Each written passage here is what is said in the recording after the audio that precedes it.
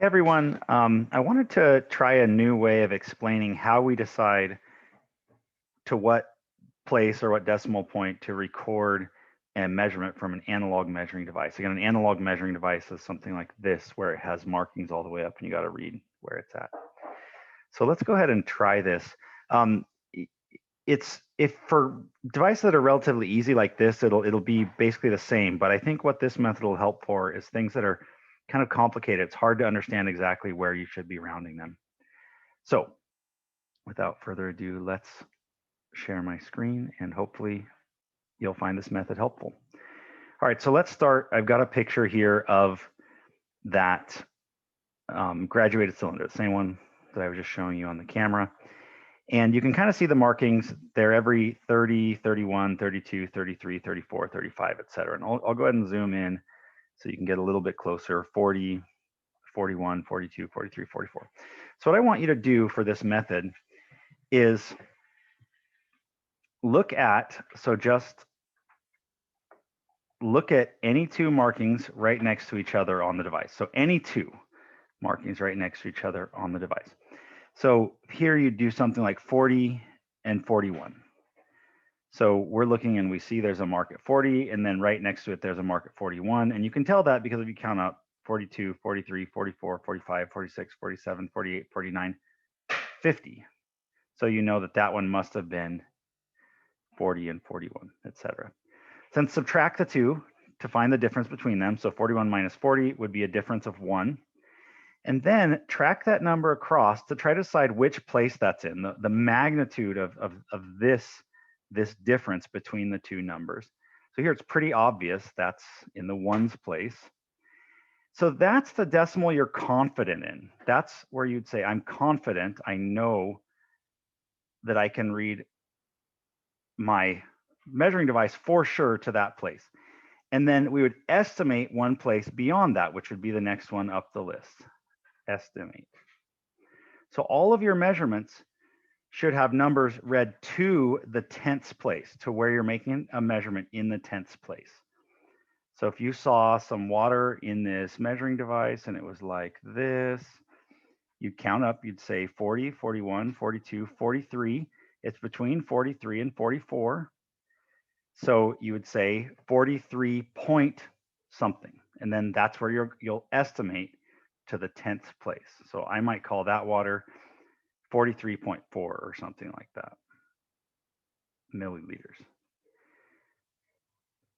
So your estimated place then is in that tenths place. All right, so hopefully that makes sense. That this method probably didn't help too much with this device, but I've got a real messy one for us here next. So let's switch over to, let's minimize that one, and let's grab a different measuring device here.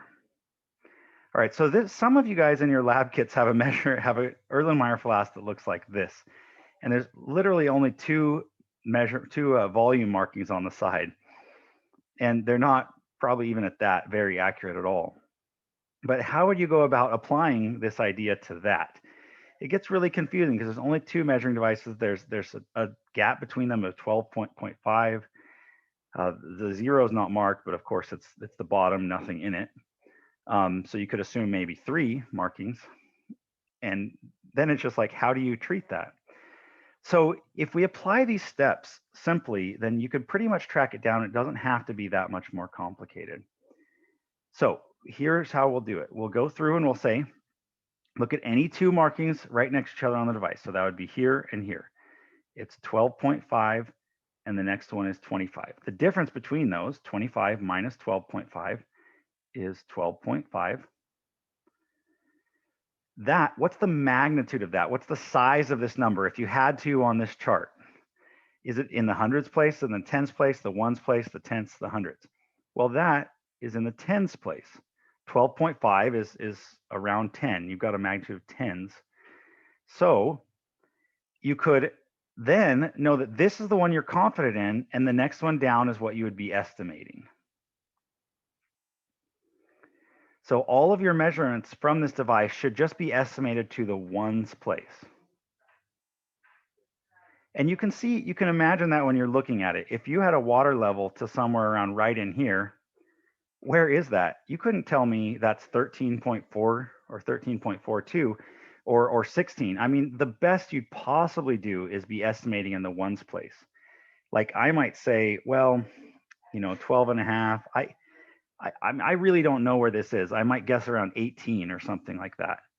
But it's really just a guess. You might guess 19 or 17 or something like that. So you can see that you really are estimating in this digit. The two of us probably could not agree on exactly where that mark is.